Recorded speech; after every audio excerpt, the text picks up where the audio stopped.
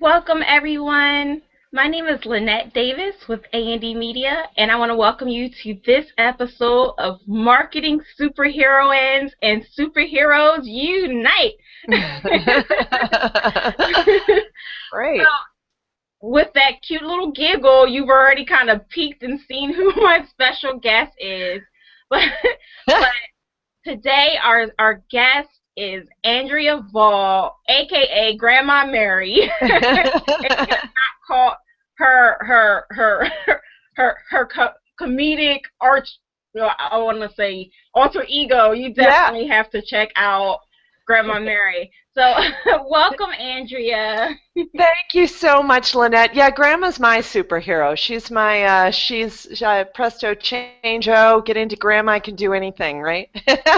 Awesome, Yeah. awesome.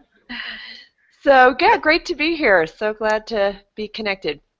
Yes, yes. It's been a while. Luckily, we actually have met in real life in RL or IRL. So it's kind of like just kind of like coming back and going, Yeah, "Hey!" I know. Good to see you again. Awesome. So, so Andrea, tell me a little bit about yourself and how you serve the world with your unique superpowers, your USP. Yeah. I started out blogging. I was actually, I was looking at I was online. It's been a while ago now. 7, 8 years ago when I was started using Facebook and Twitter for my business. And at that time, I had an in-home wine tasting business, which was like my dream job right there. I mean, that's awesome. And I was using social media to promote that and connecting, and I was loving it. I was just seeing the real power of using Facebook and Twitter and blogging and things like that. But what I found was there wasn't a lot of tutorials that I could really relate to that were and also that were entertaining. I'm a big fan of having fun, joking around a little. Let's make things learning fun because sometimes it's really hard. We need to laugh about it because it's tough. So I decided to use my improv comedy skills and take one of my characters that I had and start a blog. And so I thought, someone fun and safe and kind of, she could say what she wanted about social media. So I chose Grandma Mary, and she became Grandma Mary's social media edutainer. And her job was to teach and edutain, entertain. and so so it worked out really well. I was having a lot of fun. I was teaching, and I was also helping people grow their business. Things that I absolutely love blended into one thing. So I was so excited. And my blog grew and my presence grew, and because the way I grew my platform and my presence and people I was connecting to, I was connected to Phyllis Kerr, who is my co-author of Facebook Marketing All-in-One for Dummies, and she was the one who was connected to Wiley, and she was pitching a book, and they said, we want someone with a big platform who has a lot of exposure and is known for Facebook marketing. So she asked me to come on board. And so now I've written 3 editions of Facebook Marketing All-in-One for Dummies. They're like brand new books every time because everything changes. But I'm just such a big believer in using social media to grow and get more exposure because anything can happen. It's just truly an amazing time we're in right now. You never know who you're going to connect with. You can connect with people who are going to be a great partner. You can connect with perfect clients.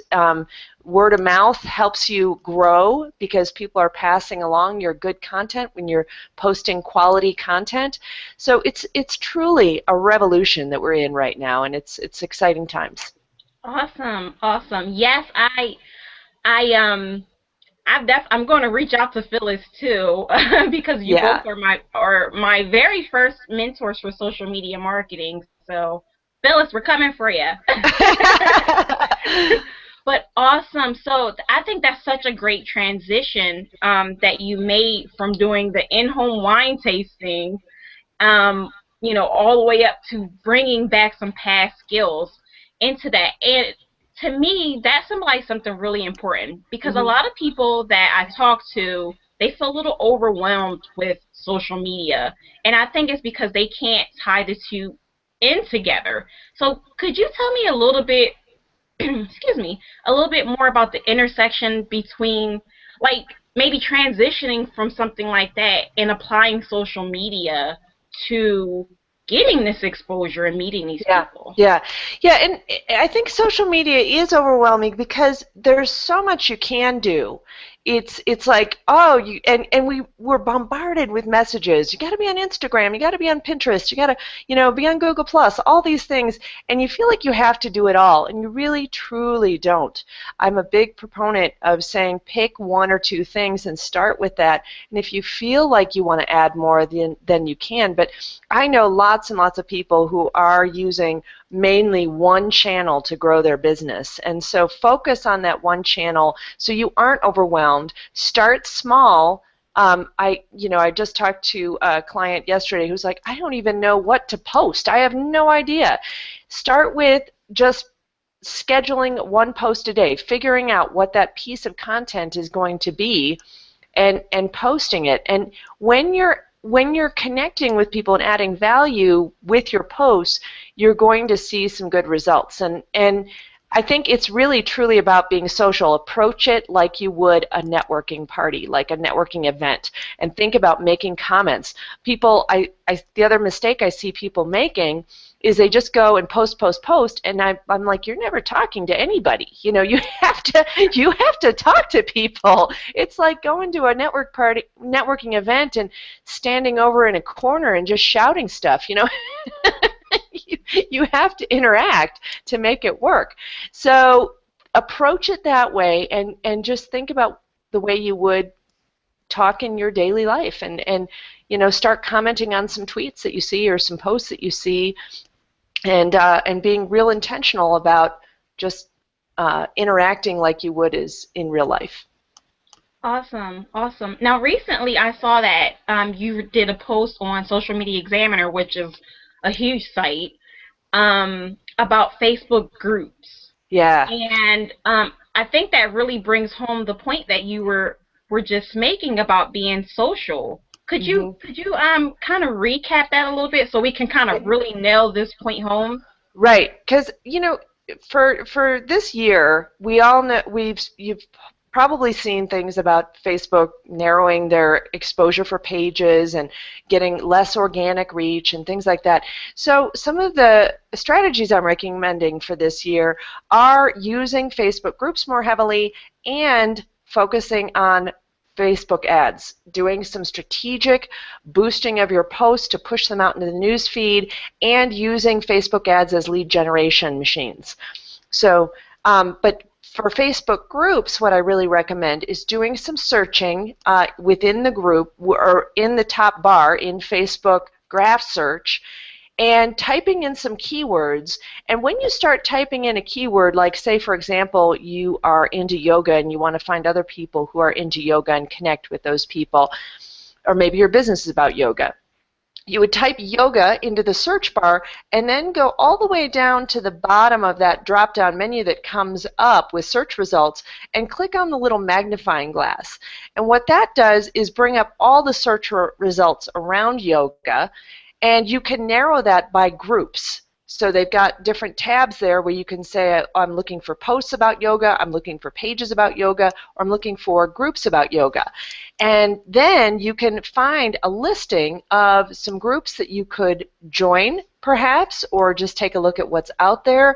Maybe there is something that you offer as a business owner talking about yoga that is not offered out there, and you can really, do some investigation as to if there's an angle that you have around yoga that's not being talked about, and maybe that's where you start your own group and become a leader as in your niche around that particular topic. Awesome, awesome. Yeah, because a lot of my audience, they are like coaches and healers Yeah, and things of that right. nature. So that's a great idea, and I'm pretty sure some of them don't think to do that, to use that Right. graph search. It's Right. definitely way more advanced than when it first came out. Yeah, yeah, and yeah, definitely. Search is just so much better lately. And the nice thing about Facebook groups is they're so much more visible in the news feed than a page. So business owners are saying, well, should I drop my page or should I just have a group? And I do think that there's some good reasons you need both. The group is more visible and you can have more of a conversation happening. The page offers you branding, and you can also use Facebook ads with your page to get into the news feed. So there's some good reasons to have both, possibly. Or you can just look at joining groups and participating. Yeah. And I also know that you can't, for some people who just have the page, you can't be in a group as a page. You have to have an individual profile, correct? Very true, yeah. So you do have to act as your personal profile. Some people don't like to do that, but I really think that there's some good advantages to posting about your business a little bit on your profile, but also keeping things personal. Again, it just comes back to that. How would you act at a networking event? You don't just talk about your business all the time. You talk about personal things that are going on, and you can really hide your personal stuff from people that you don't know as well. You could limit your posts about your kids for just your friends and family, and then you could open up your business posts that you have talking about what's going on in your business to a more public audience. So you can control your privacy on your personal profile very well. Yes, yes. That's a great point. And you know what? You said something really important that I think this is where a lot of people miss the boat because it's so easy for us to say, you know, it's just like when you're out there networking. I think the problem is a lot of people actually do not know how to network. Maybe we should give a class about that. How to be a real person. Yeah, you're like it's like networking offline, and they're like, "But I'm that person that just throws business cards and hopes somebody calls me because they're still playing the numbers game." Mm-hmm. Mm-hmm. Very true. Very true. So, yeah, I think that kind of listening to this and kind of correct me, I am stuttering like crazy, Andrea. Both of us have not had enough sleep. No, definitely not. Our workaholic ways, they get the best of us Yep, sometimes. they do. But yeah, you said so many important things because even if they didn't know that, now you know, like, Yeah. okay, you don't want to go throwing business cards and you don't want Right. to just go throwing like my stuff and Yeah. buy my stuff and Yeah, because I mean, and you do this all the time on your profile too, Lynette. You just post, some inspiring things or good morning or, just saying things that you would in conversation. Like yesterday, I just posted something, telemarketer calls I get, and it gave people a chance to talk to me. People were like, oh, yeah, I hate that. I was like, talking about how Anonymous calls me every day, and yes, I and saw that. it gives people a chance to interact because they're not going to always interact with your promotional posts. So you have to just post what's going on for you today. Oh, I need more coffee, or it's snowing here today, or look at this beautiful sunrise, or or here's a picture of my cat. Oh, those cats. Yeah, exactly. That'll get you some likes right there. So, you have to mix it up because you want to give people a chance to connect with you on a more personal level. So they get to know, like, and trust you, and then they know that they feel like they are interested in your product a little more. People like to buy from someone they know, like, and trust. Awesome, awesome. So I'm going to kind of ask a two-on-one combo question here because um, if you guys don't know, Andrea is my mentor, and I enrolled in her and Phyllis's social media management school. Gosh, I was your very first class. I know you've been there a long time. And obviously, one of the things that you do is train people to be social media managers. I know that you did it for a while for Social Media Examiner, and now you have just totally blown up, and you're teaching everybody everything that you knew, which is really awesome of you.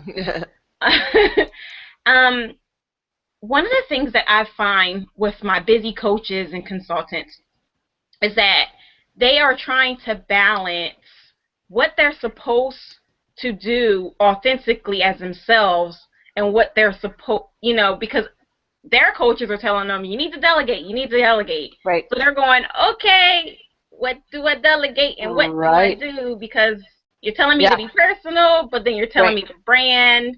Right. So, Yeah, that's a great question because a question I think is debated very hotly is should you outsource your posting, social media posting?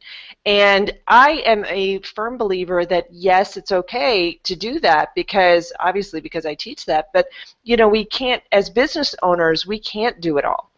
And I think that you can be present in your social sites with your own posts, but what you can delegate are things like someone researching all the content types of posts that you're going to put out there and really connecting with that person on what your voice is like, and so that they, even those content posts are in your same voice. They're using words that you would use. And when I was doing this for my clients, I definitely had words that and language that one person would use. They would maybe use more flowery language and they would be really upbeat. And then I'd have someone who would be more businessy and straight to the point and, really focused on the value of that post and things like that. So, you can definitely outsource these types of things and still maintain your brand voice. But you want to also be present with some personal posts occasionally so that people see you working behind the scenes and feel like they're connected to you personally. So I think that there can be absolutely a great balance between that. The other thing that you can outsource are things like going out and researching groups to connect with, going out and finding new Twitter followers, going out and making Twitter lists, making Facebook interest lists, and really organizing your whole social site so it's very streamlined, that when you post here, it goes there, and all kinds of other things that you might want to have happen with each post. So there's a lot you can outsource without giving up all of the control. awesome, awesome. And here's the twofold part of that question, because I knew what would come next with talking about delegating like the research. And to me, that all sounds like, when I think about it, I think about systems. And Mm-hmm. basically, you're delegating the organizing and the documentation virtually of a Mm-hmm. system. Mm-hmm. So whenever there's systems involved, that means there's a point in that system where you can kind of automate it and streamline it, like you said. So we are here. We're talking to Grandma Mary slash Andrea Vahl. So we would love to pick your brain in this mode and ask you, what's one of your favorite tools to help do just that, to help streamline and automate? Yeah. Because there's so many. There are, and Lynette, Phyllis and I always talk about really focusing on our top 10 tools because there are so many. So as far as automating and streamlining, I'd still have to say that my favorite tool that I go to all the time is Hootsuite. I just love the dashboard type feel. I can really see at a glance what's happening really quickly. And there's lots of other tools that I think work well for other people, work well for some people, and tools that I think are powerful. But sometimes it's those tools you really get started with that you just keep sticking with because they work. So I have all my lists, my Twitter lists, organized on different tabs. I can see at a glance some of the tweets that I can post. I can bring in Facebook, I can bring in LinkedIn, so I can check those tabs within Hootsuite too. So it's really just a one-stop shop to kind of view all the content that's coming into me, and then I can choose like, oh, which is the timely content that I want to get out today that's hot news that I think is interesting that I can repost. And you can supplement that with some scheduled posts that you want to have evergreen content that is continually posting. So if you can't always post some hot news tip, you have content there. So it's a great tool. I also love Buffer app is another type of tool like that where you can just load up your buffer of content and it automatically puts it out there for you. And what other great tools do I absolutely love? I mean, like you said, there's so many. Um, yeah. So those are my, I would say, just to keep it simple, those are some of my top ones. My other favorite tool right now is Canva for creating visuals, because visuals are getting so much more important. You want to have eye-catching visuals not only on Facebook, but now Twitter as well. LinkedIn also helps to have some good visuals. So I'm not a graphics designer, but I can make a decent looking visual with Canva.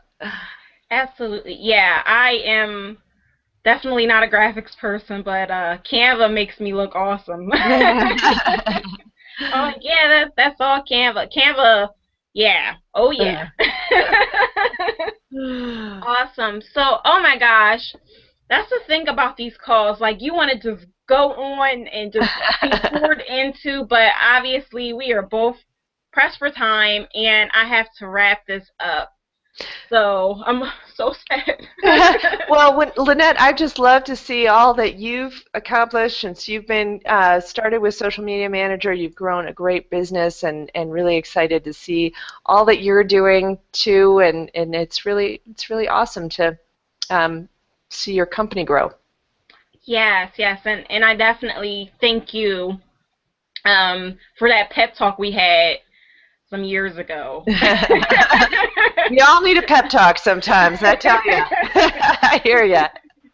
Awesome. So, speaking of pep talks, if you could, and I'm sure we would be so honored, could you leave us with one takeaway, one wisdom nugget, Yeah. that we can put to immediate use after we get off of this call here today?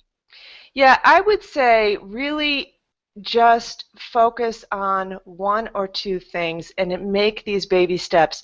It's very easy to get discouraged with all that you feel like you have to learn. And you don't even know how much you're growing at this time. You don't even realize all that you're learning, and what seemed like was hard, even just a month ago, is now becoming automatic and standard. So take some baby steps. Don't be too hard on yourself thinking you have to do everything all at once, especially on social media.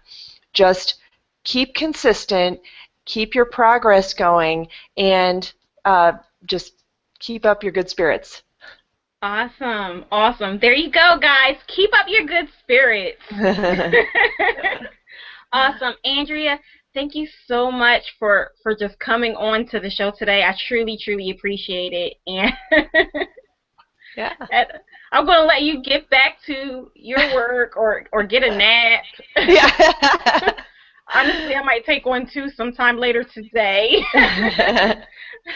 Well, thanks so much, Lynette. It's been great being on. Awesome.